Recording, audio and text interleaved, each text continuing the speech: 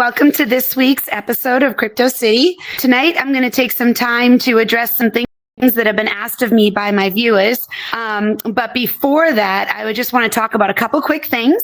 First, can you believe we're already in December? This year has flown by. It's been a bit of a roller coaster ride for myself, and I know for a lot of you as well. But I, for one, am optimistic that 2024 is going to be a much better year. That said, how many of you are joining me in doing the happy dance this week with your crypto investments? This is the first time since I bought crypto that I've actually been ahead. I am super excited about this. Everyone talks about buying the dip, and I did, but then the dip kept going. For those of you that are not familiar with what that means, that when a stock or crypto or any investment is on a downward slope that you believe is to be temporary, you purchase while the cost of that commodity is low, so that when it rises, you make more of a profit. Makes sense, right? Well, sometimes you wait on the dip until you think it starts to plateau, and so you buy it then, and then sometimes it plummets even lower. And that's what happened when I bought. So I bought it. I was all excited. I'm like, oh, I went in, I bought a little crypto. Yay, me. I'm all cool and everything. And then the next couple of weeks, it was like, zoop, zoop, zoop, zoop. And I was like, oh, so I'm negative. And I use an app called Gemini. That's what I purchased with. And, I could see it on my phone every day, and I had to turn the notifications off because I was just like, well, this was not as planned. Not at all. But sometimes, that happens, and that's okay, because it's just like when you're buying stocks on the stock market. I mean, it's the same concept. It's just a different commodity. So, basically this week, both Bitcoin and Ethereum and plenty of other cryptocurrencies took a huge upswing and got themselves back into, the forward motion, which is great. In my case, it got back to a little bit higher than when I purchased. So I am ahead for the first time. So hopefully that means for all the rest of you that you're growing back upward. And some of you might be ahead now, and some of you hopefully are almost ahead. And that would be such a great way to start 2024 for sure. So I'm wearing a big smiley face. And for all my crypto owning friends, I will hodl.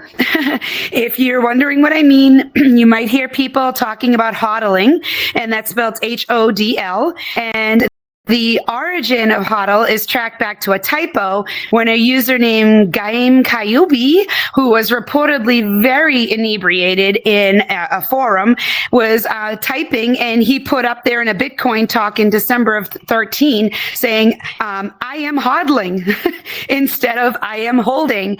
And so basically it's referring to holding on to your coin instead of cashing out just because you're ahead. Again, or because it's sinking, you're going to hold on to it and, ride it out like you would do with your 401k. So again, being very similar to being in the stock market and holding on to your investments. At any rate, the typo spread like wildfire, and here we are 10 years later after a typo, and it's become a complete and total, industry terminology for cryptocurrency in the crypto arena. So I hope that many of you right now are starting to feel the upswing. Fingers crossed, 2024 going to be a better year all around. In other news, I've mentioned several times about how there are some areas of AI, Web3, crypto, and all of these amazing freedoms that we're embracing right now that might actually really need regulation to keep us safe, both individually and as mankind, in fact. Well, there's also the flip side of the organizations that are fanatical about issuing regulations. So there needs to be a happy balance. If there are going to be regulations, they have to be imposed and they need to be valid. On Thursday, a federal judge basically gave the SEC attorneys a really strong talking to, hinting even at sanctions, because their arguments, deemed false and misleading, have led to the freezing of crypto firms' debt boxes' assets. The judge was really irate about it, pointing out that the SEC's talk not only messed with the case, but also seriously hurt debt box. So those sanctions, they're like legal penalties, basically thinking fines, nothing, extreme. They're not going to jail or anything, but they knowingly pulled the fast one. So Debtbox back in August got slapped with a restraining order for putting a lock on its assets. But guess what? They wriggled out of it when they showed that they didn't sneak funds out internationally, challenging the SEC's story. So the SEC's beef with Debtbox started in July, accusing them of shady dealings with unregistered securities. Those are called node licenses. And now the judge wants the SEC to explain that why their arguments lacked context and facts in accusing Debtbox of shuffling money overseas. The SEC's office, still silent. But here's the thing. So the SEC comes forward and says, this is what we think's happening. So they slap a restraining order on them. Where was the original judge saying, I need more facts than this?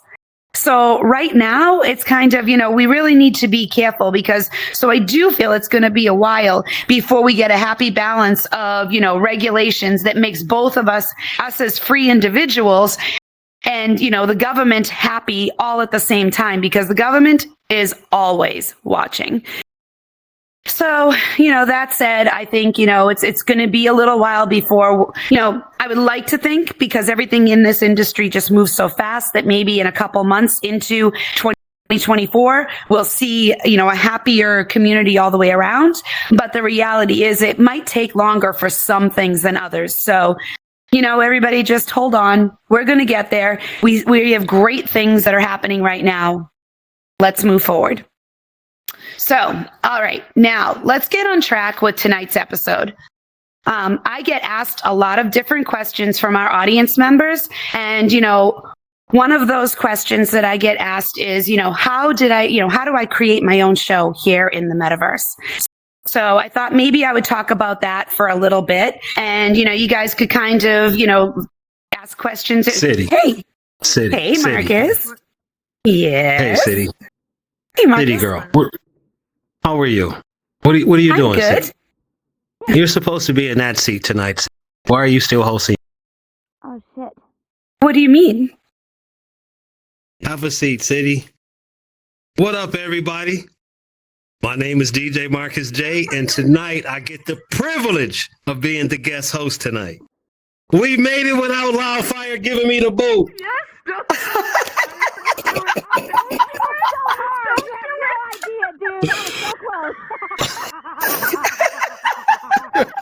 Oh my God. Oh, Loudfire. I don't know, Loudfire. We just said you're the best bouncer in the world, and you just let someone rush the stage. Oh my God. No free passes so for anybody, Loudfire. No passes for anybody.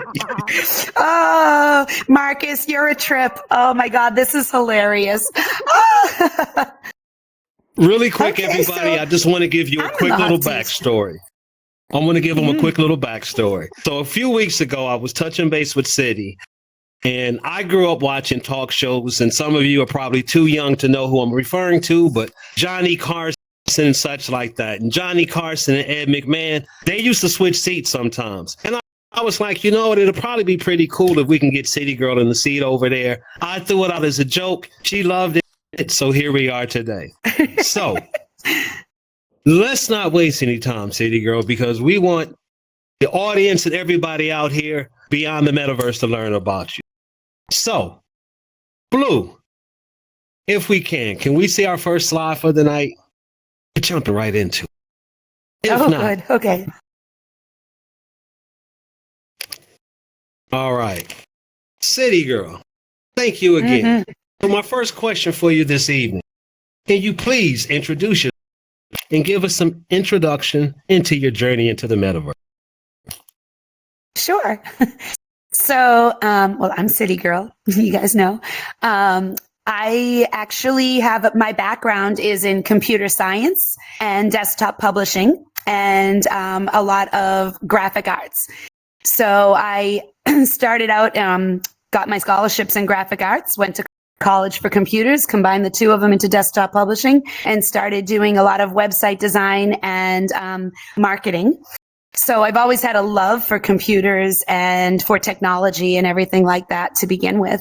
And then, I've always had gaming systems, growing up, always, Xbox, Nintendo. I think I've had every Nintendo except for the little handhelds. I've always had like the full systems. And then I switched over to Xbox. And, shortly after I bought my house, I was sitting at home and COVID hit, which was lots of fun. And I'm sitting in house alone and I'm like, this is the first time I don't have a gaming system. So I thought, you know what? I'm going to go out and I'm going to buy myself an Xbox, or I was going to order it online because we couldn't go out. And I went on to order it and I saw an ad for an Oculus. And I was like, I love the thought of virtual reality. I'm going to buy an Oculus. So I went on and I bought it. And I was like, the whole time I was like, oh God, I hope I didn't just waste this money. It might be a quick return back. I wasn't sure what I was going to expect. But I got it. It showed up. I took it out of the box. I plugged it in, put it on my head. And 5 minutes later, I was like, this is the greatest thing I've ever experienced. And 3 years later now, and I haven't looked back. So absolutely love it. Pretty cool. Pretty cool story. The gaming system part in the beginning, I didn't know. So I'm actually glad I did ask that question. So that is pretty cool. Thank you. Oh, no problem. Now, we're sitting here at Crypto City, so I have to ask, what was the inspiration for you to start Crypto City in the first place? So I was learning lots of stuff being in here, watching everything. I was doing a lot of events in alt space. And, I met up with a group called The Flock, which Blue Moon was in charge of. And I actually started hanging out with them. And through that group, we ended up having a in-person get-together down in Miami. And I got to meet a lot of my VR friends. And when I was down there, I got to meet Token Gamer. And he was talking about, he had a show at the time called Yummy NFTs, and he needed a host. And I said, well, I'll be more than happy to come on and help you out with that for a while. And I did that from February till October. And I loved interviewing people and getting to know more about NFTs and learning how the technology worked on the back end. I learned a lot about OpenSea and, the different types of NFTs, POAPs, all of that stuff. And what ended up happening was a lot of people would come up to me after the show and be like, hey, I love the show. It was great. Interesting interview. I wish I knew what the hell you were talking about. And I was like, well, I'm learning. And I'm like, if you guys want to learn and I want to learn, maybe what I should be doing is having more of an educational show where we're actually learning the technology behind it and maybe some hints of how they could get involved in stuff like that. Rather than just talking NFTs, let's expand it to all of Web3 and AI and, a cryptocurrency and all the different things. And let's bring it all together in one spot and let's make it more community based. So it's not just about the one individual that I'm interviewing, but we're bringing in individuals from the community that are doing things and learning more about them. And I loved that idea. I think I mentioned on a previous episode that Crypto City isn't about cryptocurrency. It's about the cryptography that ties everything together with the blockchain. Because at the base of it, for all of those items, it's all blockchain based. So that's kind of where everything came from. And the city part is obviously a little play on CityGirl. But again, it's the city behind us because we hope that you'll come and become a resident at Crypto City. So that's where it came from. And 3 seasons later. Right? We're almost at the end of season 3. And we have lots coming up for season 4. Lots coming up for season 4. Some changes, some different stuff. So hopefully all of you that have been coming to all these episodes are going to join us next season. I'm super excited to launch some new stuff. Okay. Now, how do you personally define the metaverse and what do you find the most intriguing aspects of it? Ooh, that's a good question. Well, for me, the metaverse is all of the platforms that are available within virtual reality coming together for everybody. There are parts of the metaverse where people are doing business, part of the metaverse where people are socializing, there's games. It's all of that coming together into one giant universe called the metaverse. And it's basically, for me, I find the most interesting part of it is how people are learning to bring the skills that they have in real life into here and actually create things. The creator end of it is amazing. Whether you are actually a world builder and creating physical things for us to enjoy, the tangible part, or you're in here and you're creating a talk show, you're creating a radio station, you're creating a community get together. I mean, there's ones in here for mental health. There's ones in here for people who have common interests get together. And, it's building a community environment to try and bring people from all walks of life all over this planet together in one spot. You can be in Australia and I can be here over in Boston, and we can sit here and talk as if we're 5 feet apart on my couch. I mean, I love that whole part of it. I love the community aspect of showcasing everybody's skills, and everybody, don't sit there and think, well, I don't do anything. I don't have any skills. It's not true, because everybody brings something to the table, whether you're actually creating something in here for other people to use, or you're the person coming in to use what's being created. Your personality, your story that you share with other people, that's what's building the community. That's what makes us all diverse and interesting. That makes sense. I love that answer. So I'll ask you this next. What either platforms or worlds do you frequent the most here in the metaverse? But also, which ones would you like to check out in the future that you haven't seen before? So most frequently, I'm definitely in VR chat right now. This is a very easy platform to navigate. It's got a little bit of everything for everyone. And as far as to me, because everybody's got their preferences, to me, this is the easiest one for me to create a platform show like this. And other, we're all in our hearts nostalgic for alt space, which will always be number one in my mind. But this is probably the best number two follow-up that we could have. So I'm here. I do go into Horizon a lot more now than I used to. Still not the platform for me to, do my thing in yet, because it's lacking in some capabilities. I don't go into spatial as much anymore unless somebody I know is having a show in there or an event. I'll go to support, but it's not really my choice to hang out in. I would love to, I hear people talking about Cluster, so I downloaded it, went in for a few minutes. I would love to go back there and check it out again. When I went in originally, it wasn't quite ready, I don't think. But now I'd love to go back and check it out again.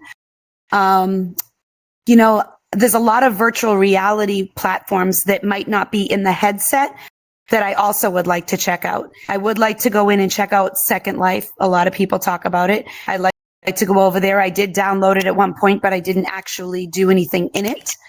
So I think those are, two that I'd like to see a little more of right now. You figure the metaverse was always expanding. So if I were to ask you the same question, not necessarily sitting in this seat, but if I asked you the same question 6 months from now, it would probably be a totally different answer. Oh, for sure. For sure. One of the amazing things about the metaverse. Absolutely. Mm-hmm. Now, hopefully you'll find this one to be an interesting session. How do you incorporate the immersive and interactive nature of the metaverse to your Crypto City format? Thankfully, all of you show up each week to give me an audience to talk in front of, to interview in front of. It's a podcast. And when people think podcast, they think, oh, well, I'm just listening to something in my car. But that's not the case. I mean, this is more of a very immersive, interactive one. We're here looking at each other. It's not just on a Zoom call with, two people talking, which we have done though in here. But having the audience out here, when I say something that you guys agree with and you throw up some hearts, it's like, oh, good. Okay. They're listening. They're enjoying what I'm saying. They agree with what I'm saying, or they feel what I'm saying. The greatest thing about doing the podcast is that I'm sharing information with you that's, 99% of what I share in here is factual, and about, the other percent is my opinion. My opinion doesn't really matter because each of you have your own opinion and that's what matters. But I'm going to share with you how I feel about certain things. And sometimes I see that you guys agree. When we do this podcast, I do record it. Some of you will see the little camera up there. I record it every week and I put it up on YouTube. So, I went back and I looked a couple times and we have quite a few people watching this on YouTube.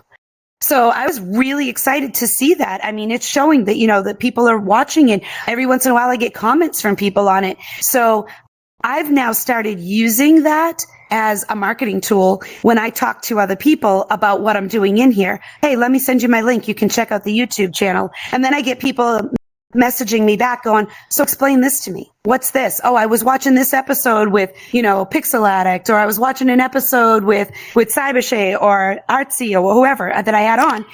And they would ask me questions. And I'm like, oh, okay. So they're actually watching it. They're coming back at me. So I feel like that's taking the immersive experience here in the studio and bringing it out into real life and kind of giving that cross-platform feel to it. Hopefully, it's going to bring some of those people out there back in here. That would be awesome. That would definitely be awesome.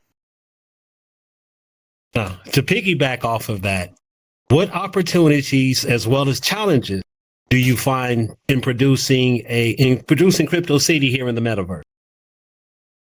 Well, the opportunities are the amazing people that I get to interview and getting to watch you bounce around on the stage. This is a great opportunity. You knew I was going to do that at least one time. At least one time I knew I was going to do that. The people I've gotten to interview, I have learned so much from, and that's why we're doing the show.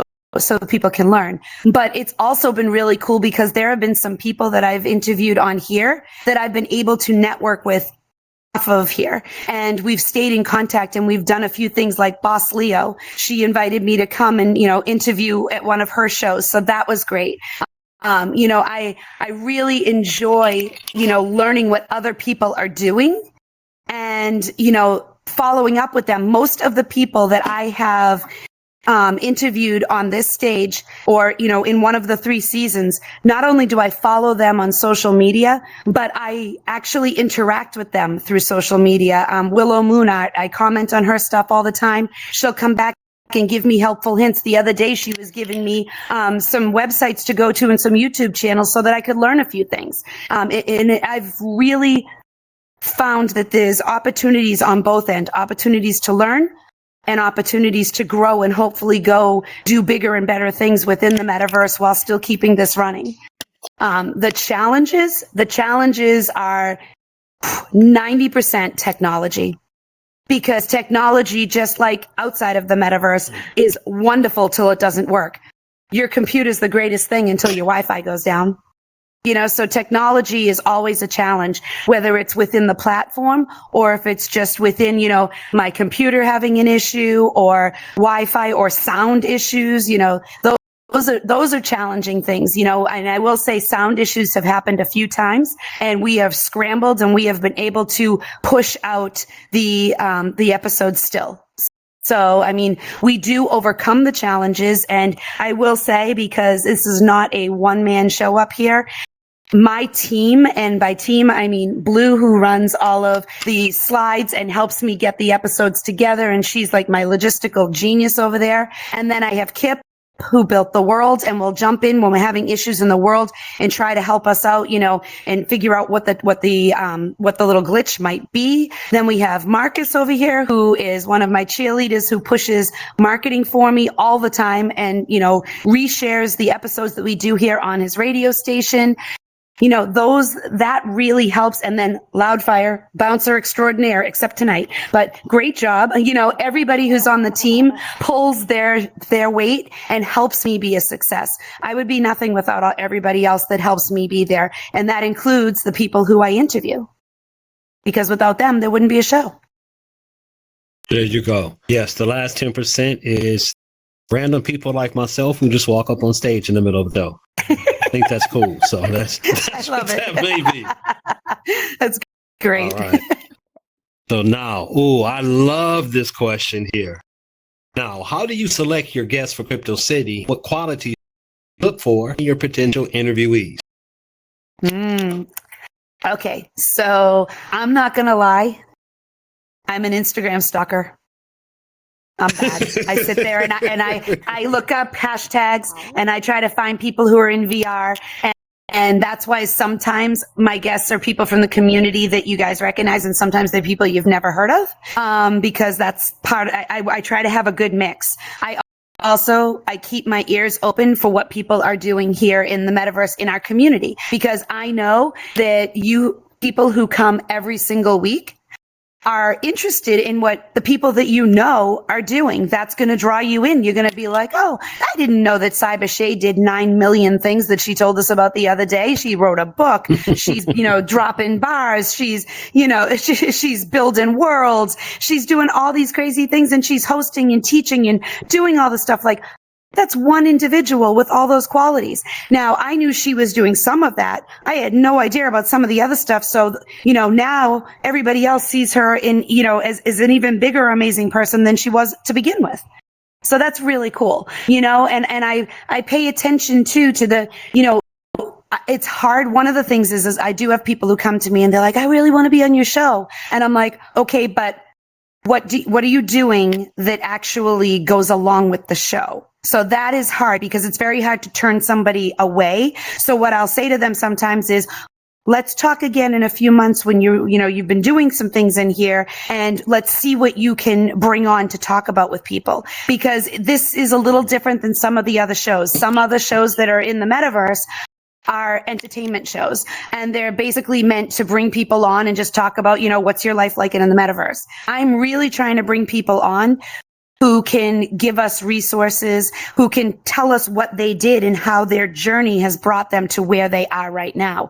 So if they're a world builder, how did you get into world building? What programs are you using? And it might seem like I'm just interviewing them and it's entertainment, but they're telling us all this stuff. And hopefully the people out there in the audience are like, oh, okay, they went and took classes at Coursera. I'm going to go look and see what they have.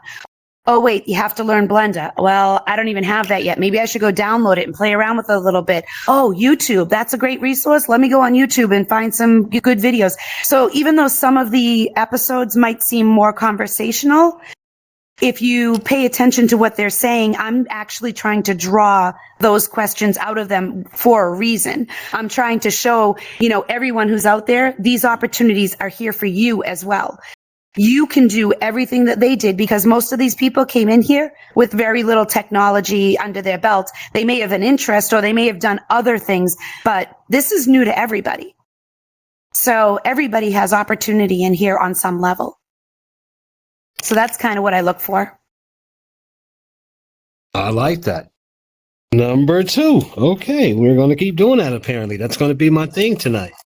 Right. Now, City, what technology help you create, as well as distribute, Crypto City here in the metaverse and beyond?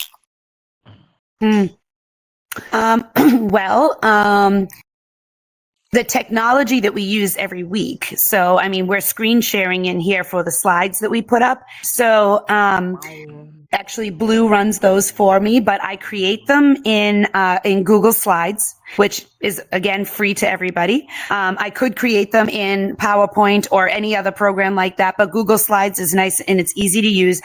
And I figured it's free for everyone to use. So I can create it and I can share it with Blue for this. I can share it with the guest so that they can, look at it, take a look, add things if they want and modify it. So I can give them access. So that way I don't have to worry about oh, well, I created in this. And they're like, well, I don't have that. Everybody has this. All I have to do is send a share link through an email or on Instagram and they can get right in and access it. So that's one of the things that we use. We're also using in this world a program called VR CDN, and that is the actual streaming so that you guys can see this stuff. That is a program that it's very inexpensive. It's like $3 a month to have the base version of it, and it allows you to connect and stream your program.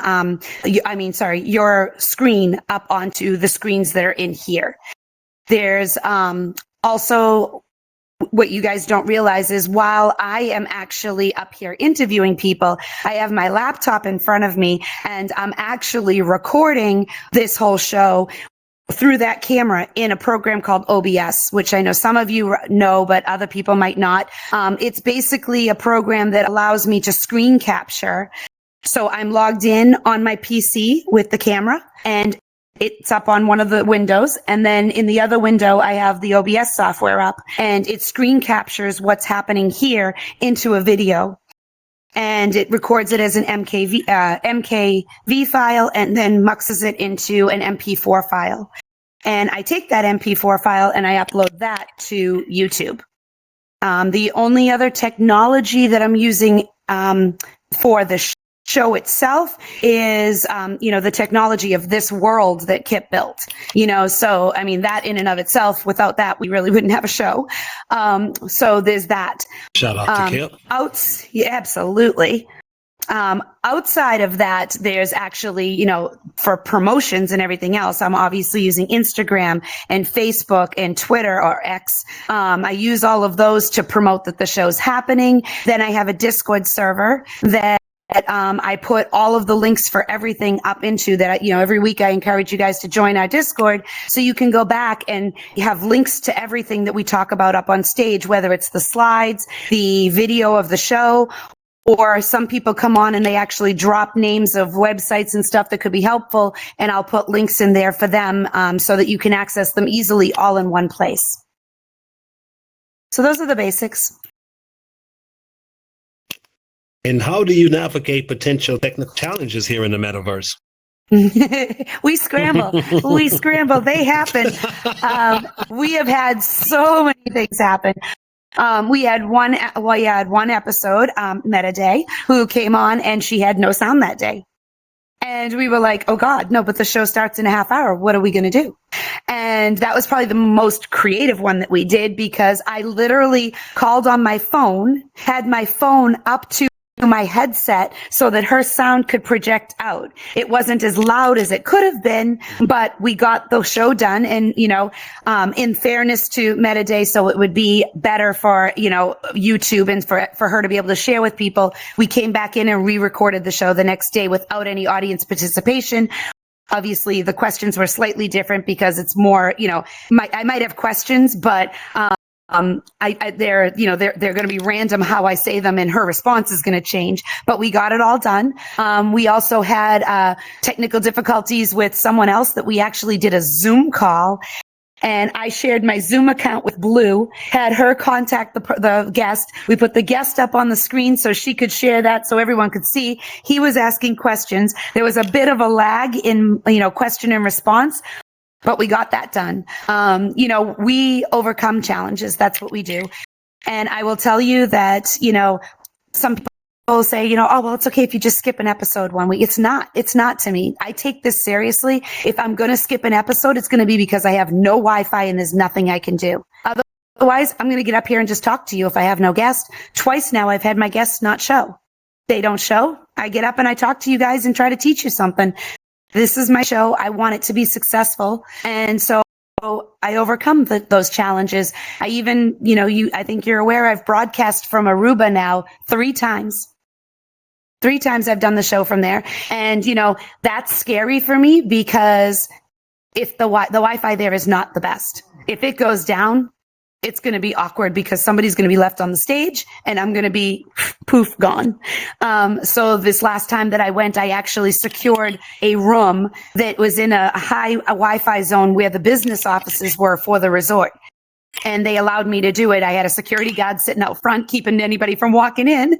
And I sat in the room so that I would be able to broadcast without a breakage in Wi-Fi. So, we do our best. But, Blue is really good at, running with whatever I say with, okay, this is how we're going to overcome this and this is what we're going to do. And she'll just be like, all right, and hopefully the show goes well. Okay. Now, still a few more questions for you, but we're going to make sure we're going to open up some time for the audience too. So I keep peeking over trying to check the clock. So just to make sure that we're good with there. Now, a question I do have for you here is with Crypto City. How has Crypto City influenced your networking and connections here in the metaverse? It's definitely brought some people into my environment that I would not have probably had the opportunity to meet, or that I probably would not have had the courage to meet. Like I would not, I am not somebody who very easily steps outside of my little area. And I'm getting better at that. That's one thing that VR has helped me with a lot. But for instance, last week we had Matt Lowe on the show. And, I've been wanting to meet Matt Lowe for such a long time because I kept hearing about him and all the things he was doing over in Horizon. And so I was kind of like waiting and hoping that, maybe we would cross paths at some time. And I was like, you know what? I want to get him on Crypto City. So I jumped in his DMs and I was like, I'm CityGirl. I host a show called Crypto City. I've hear all the things that you're doing. I've been following you for a while. Would you have any interest in coming on and talking about what you do in Horizon? And he was like, hey, City. He's like, I follow you. I'm like, oh, you do? He's like, yeah, I follow Crypto City Boat. And I was like, oh my God, like, that's so amazing. Like, to me, that was like, you are? And I was so happy about that because this is my baby and it will never mean as much to other people as it means to me. Just like anything in life, when you create a business or you create, a product, it means more to you than everyone else. But you hope that everybody is along for the ride with you, is enjoying what's happening. So he was like, I'd love to come on the show, blah, blah, blah, whatever. And I was like, this is great. Now I'm hoping that maybe my path over in Horizon will cross with him so that maybe I could take part in some of the things he's doing over there. Boss Leo, again, she reached out to me because of Crypto City. She was like, I hear you have a talk show that you're hosting. I'd love to have you come over here and help me out with a couple of, I'm doing this seminar. I'd love to have you come over and be part of it. I was like, absolutely. That's somebody else that I probably never would have crossed paths with. So, she's doing great things over in Horizon. I would say the networking part of it is, it's twofold. I'm learning all these people who are doing these things, but now I'm actually like a liaison to connect this person with that one. So I'm talking to somebody and they're like, oh, I'd love to be able to do such and such. I'm like, ooh, I had a guest on that does that. Here, let me connect you. So, and in the real world, fun fact, I am an expert of nothing and I am a liaison for many things. I love learning things and then bringing people in to connect with other people so that they can learn. That is, that's something I thrive on. I love to help people and to grow community and to get people to, develop their own potential by helping others. Okay. And side note, we have Boss Leo that you just mentioned in the audience tonight. And also, so I do believe Matt Lowe has a new world that is actually opening in Horizon tonight, if I'm correct. So yes, shout out to both of them. Yeah, shout out to both of them. Yes. Okay. Now,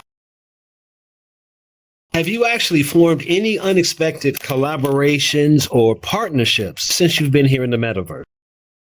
Oh, absolutely. You would be one of the top ones. Oh, no, that's a good thing. It's like, yeah, unexpected. I'm not sure how to take that. No, I'm just joking.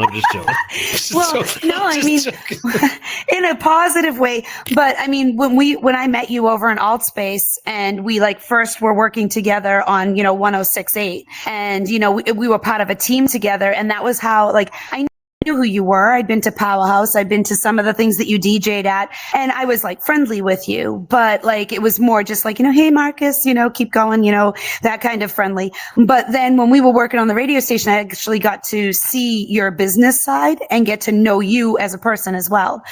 And then when Altspace closed and we went to Spatial, you were doing some stuff in Spatial at the beginning too, and you felt the same frustrations I was feeling over there. So there was a little bit of a bond on that because we were both like, hey, let's go to VR chat. Let's go. And then we got over here and we've actually, collaborated on a few things, including Mr. Block Party Radio. And it's been great to actually, work with you on your team because, you're a great person to work with, first of all, but it's also been great watching the things develop because you're the kind of person that puts things down on paper and then, and says, this is what I want to do. And then you methodically make it happen. You're not just like, boom, the next day, okay, it's done. Let's go. You're like, okay, let's make this the best we can for each piece of it. And let's, here's one piece, it's done. What can we do to enhance it? And you're also open to suggestions.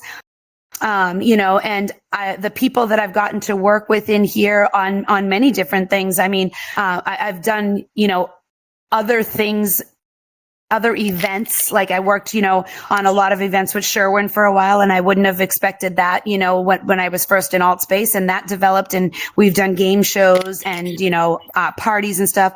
But I gotta say, the one connection that I have made that has been like by my side with everything, and that I was originally started on her team, is Blue. I mean, that was something I never would have seen coming. And, we have an amazing friendship that I value very much, but working with her is like, it's a great experience. She has an eye for a lot of things. She doesn't take any crap from anyone when we're working and we say like, no, I like this. She's like, no, it needs to be straight. It needs to be lined up, which my OCD absolutely loves. She is very strict when we're putting together events and stuff like that, but it's necessary, and it's great because she makes all of us rise up to a better level because of that. So yeah, I mean, that's an unexpected collaboration that has now developed across multiple platforms, We've worked together in 3 different platforms now. So I'm grateful for that, for sure. That's what I definitely have to say. It's truly been a pleasure working with you, working with Blue, working with City, working with the entire team. So I do thank you. And matter of fact, everybody who I have to say really quick that I come across into the metaverse here was truly unexpected.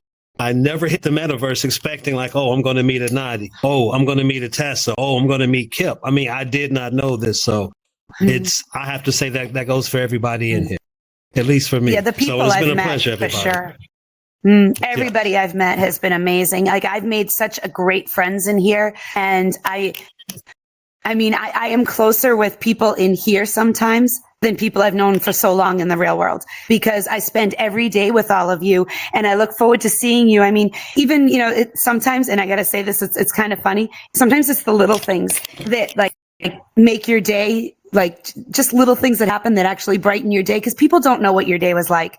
You come into the metaverse and it's like, you could have the worst day. And then I walk in a room and Anadi's like, city, city, city, city. I'm like, oh my God, I love that. It just made me smile, And it's like little things like that they might seem insignificant when you're doing them, but you have no idea what that other person's day was like. And sometimes, it's important, and it can go the other way. So I warn all of you, always think twice before you interact with people, because your words go a long way, for the positive and for the negative. So, if you don't like somebody, you don't get along with somebody, I suggest you just distance yourself from them. It's the metaverse. It's freaking huge. You can go somewhere else. You can be on your own, and, maybe you don't want to, miss out on some stuff. If you want to be in a place where other people are, just try to bite your tongue as best you can. Do your own thing. If you can't say something nice, don't say anything at all. That's a saying that is good words to live by in any universe. Yes. Wise words, City. Wise words. Now I'm going to ask a quick favor of Blue. I'm going to ask you one question here under this audience interaction, but then after that, I'm going to ask if we can jump all the way to future outlook, because I want to make sure we get everything covered for the show that I had in mind. Okay. And I have to ask this question, and I think you will truly, truly appreciate it. Okay. Compared to, say, for instance, a show that we would experience, as we like to say, outside of the headset, not in real life, but outside of the headset, what challenges do you find as far as the audience dealing with them? And I'm saying dealing for a reason here in the metaverse. Yeah, the audience, first of all of you who are here are amazing people, and I love you all, and I appreciate that you're coming every week. Yes, you are. The challenges, yes, however, the challenges are hard. So we laugh tonight and we joke about Loudfire being the bouncer here. It's sad that we need that. Kip and Marcus have created this amazing tool to, keep people who are misbehaving in the audience at bay. Fortunately, in VR chat, we do have stage blockers built in to the worlds and stuff to help keep people away. In other platforms like Spatial, that doesn't exist. So, some of the challenges we've had are people coming in and being disruptive. And it's always mind blowing to me because I don't understand, if you come in here and you don't like what we're talking about, leave. You know what I mean? Like it's that simple. But I feel like there's a combination of potentially younger people. And when I say younger, I mean like children who get in here and they're just disruptive and they think they're funny by, swearing and saying bad words and, jumping in front of people's faces and things like that. It's not humorous. It's not funny. Nobody is going to remember you in a positive way for that. And in some worlds, we can kick you from it. So that's a good thing. But, I really feel like the more that these events happen, the more that people get into the metaverse, the more Christmas questers that come in here that are right around the corner. We all know it. We were all one day, I think. But for all the more people that come into here, we will see people take this far more seriously. They'll start to realize that the social apps are actually people behind these avatars trying to do things, that we're not just in here to be wild and unruly. I mean, there's certain rooms for that, yes, but but in general, I'm just saying.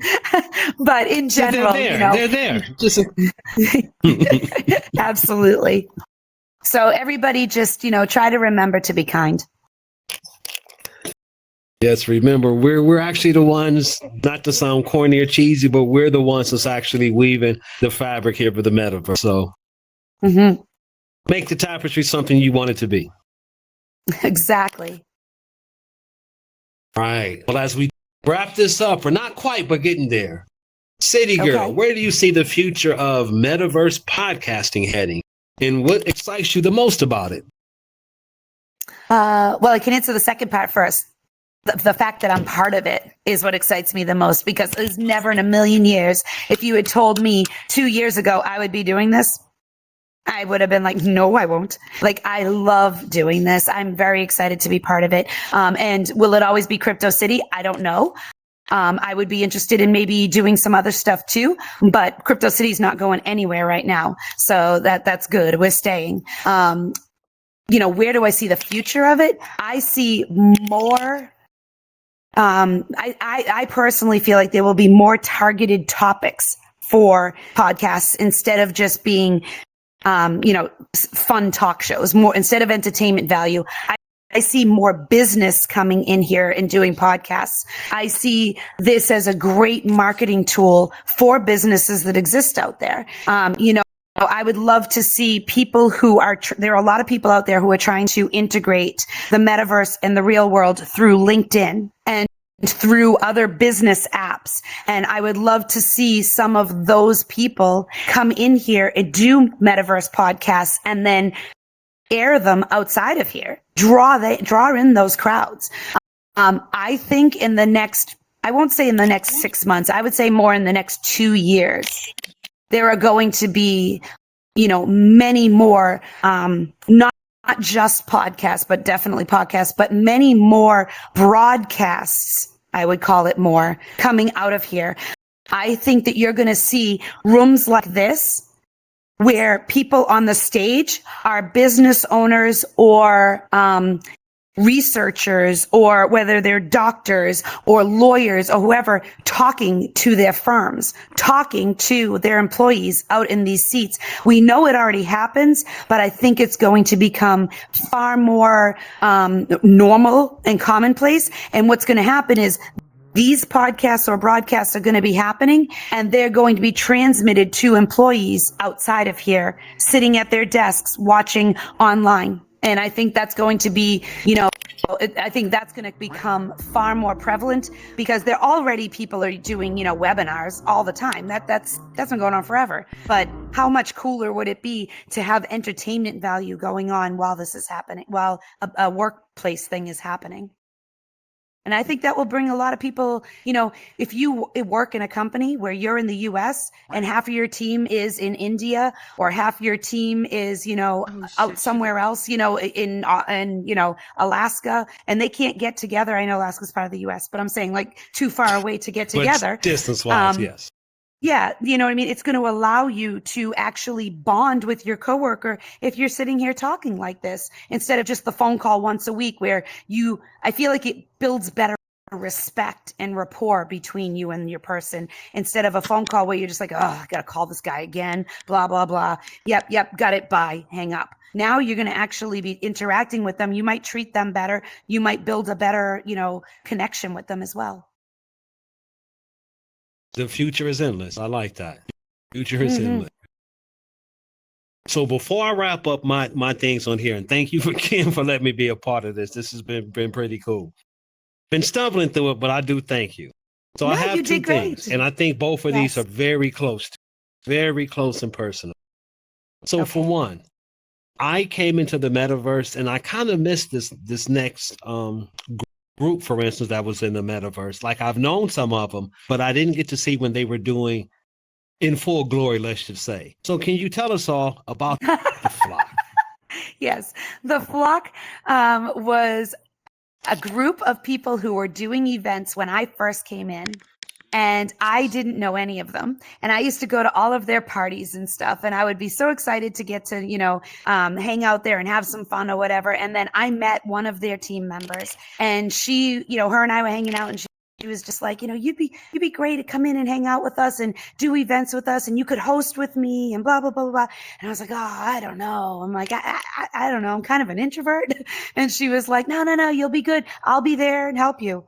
And so we did end up, I joined, and we did events for holidays. We did events for birthday parties. We did all different types. I mean, some of the worlds that were created, Optic was one of the world creators that, did most of the stuff for us over there. He made these incredible worlds. We had like the winter ball. We had, some just incredible stuff. And when I joined them, it was the second version of the Flock. There was the first version, which were all the founders and everything. I came in during the second version, and the main person who was still there was Blue.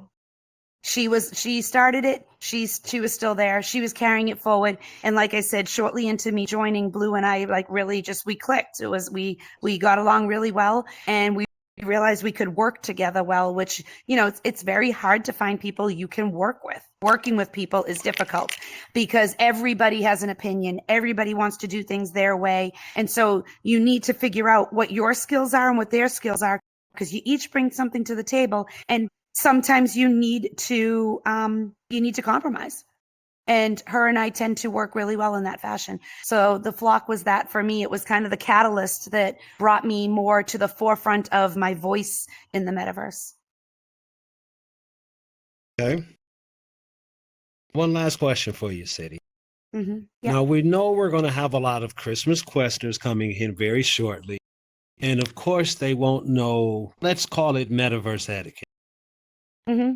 So in my best Oprah post, which I can't make this happen, please explain Violation Nation to me. So Violation Nation was in alt space. And what would happen is people would take their headsets off.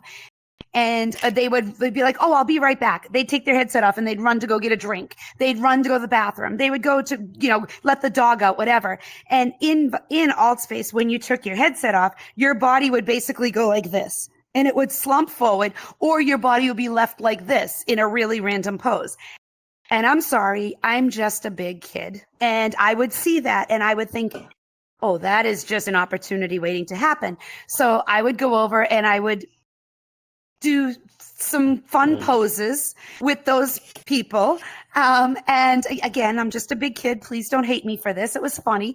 And I would take pictures of these poses. And a world builder named Poe, she made this really pretty world one time, and she shared it with the community. And I took a look at it and said, that would be a gorgeous gallery.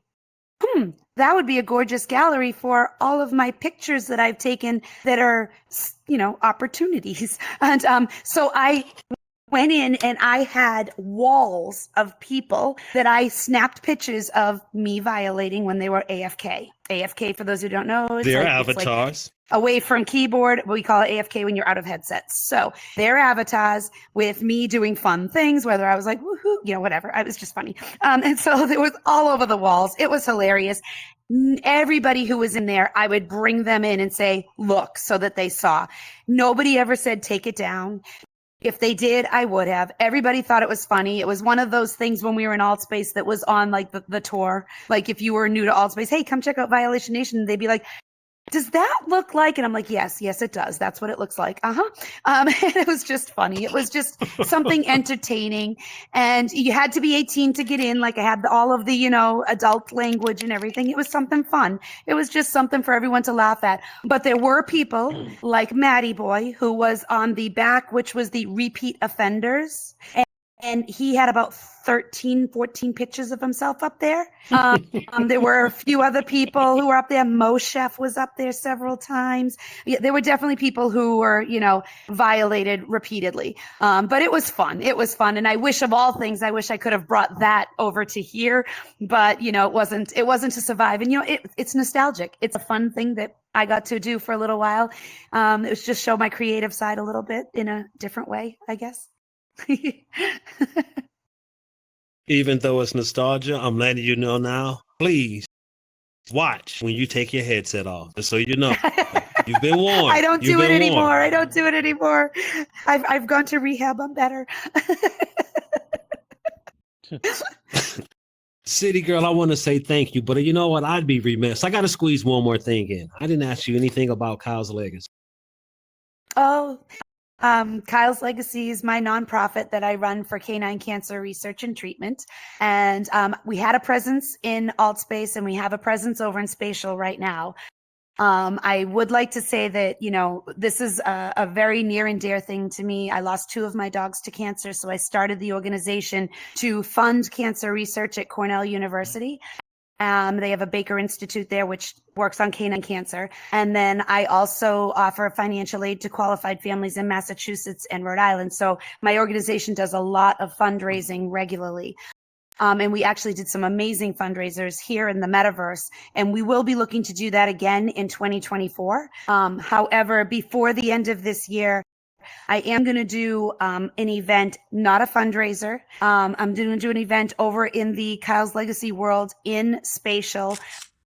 So check out my Instagram in the next coming weeks. I will be posting about it. It's really going to be just a memorial tribute to anyone in the community who has lost a pup and would like to come and be together in a community environment to share fun stories about their dog, share their grief, share their happiness, because they leave a big hole in our heart, but hopefully at some point, the memories that we have will make us smile again. So I just want to do something special for everyone in the community who would like to come and take part of that. That should be happening in the next 2 weeks. Awesome. Amazing as always. Hey, I couldn't go anywhere without giving you a chance to definitely share Kyle's Legacy with everybody. Thank you. Well, City Girl, thank you again for giving me this opportunity. I got one more thing, City Girl. I'm kind of excited since I'm sitting here. Feeling like Arsenio Hall or Oprah Winfrey. I want to give something away. Like I'm getting excited. I want to give something away. Audience, do you want something? I want to give something away. Audience, do you want something? Woo! Guess what? Yeah! You get a POAP. Woo! Who else we got? You get a POAP. Woo! You get a POAP. Woo! Who is this Everybody. I don't know. Okay, now back to me being a little calmer. Do you want to tell them what we're going to do with these POAPs? Yes, and so you're like, wait a second, we've been getting POAPs. For those who don't know, POAPs are kind of like, let's almost say to describe it to somebody who maybe is unfamiliar with it, think of kind of like a digital, I won't say a baseball card, but imagine if you go to a concert and you get something from the concert, a poster, whatever the case may be, that signifies you went to this event. You know, from here on out into eternity, you were at that event. That's probably the easiest way to describe a POAP. So every single week, and let me try to sit back down here if I can actually do that. CityGirl offers POAPs, and sometimes they get claimed and sometimes they don't. I know, for instance, as an example, Loudfire, Meta, Blue, few people, I've claimed a couple of them, but we want to see people claiming more. And I'm actually going to start having some POAPs myself. So you ask why POAPs? We're going to start having a lot of custom events. Shout out to my brother Kip. There's a lot of stuff coming up here in the future, but for people who are collecting POAPs, for certain tiers, we'll say, you'll be able to get custom experiences here in the metaverse that maybe some others won't. So there may be a person we may say for this event, maybe if you're a patron, and also maybe if you've collected 20 POAPs. Anybody that we know that have collected 20 POAPs, they may get special access into an event that may be somebody who asked it. It's really just a way for us to go back and show support. So again, we encourage you each week as CityGirl gives out the POAPs, please make sure you claim them. And very shortly, I'll be doing POAPs myself. So again, we promise you, there's a reason why we're telling you collect these POAPs. They'll be worth something for you. We promise.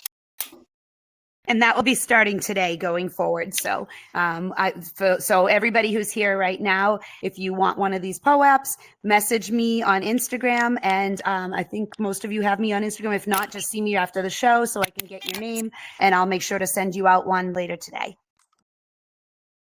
There you go. Again, CityGirl, thank you. Audience, please show some love for the one and only CityGirl, host of Crypto City. City, city, city, city, city, city. Thank you.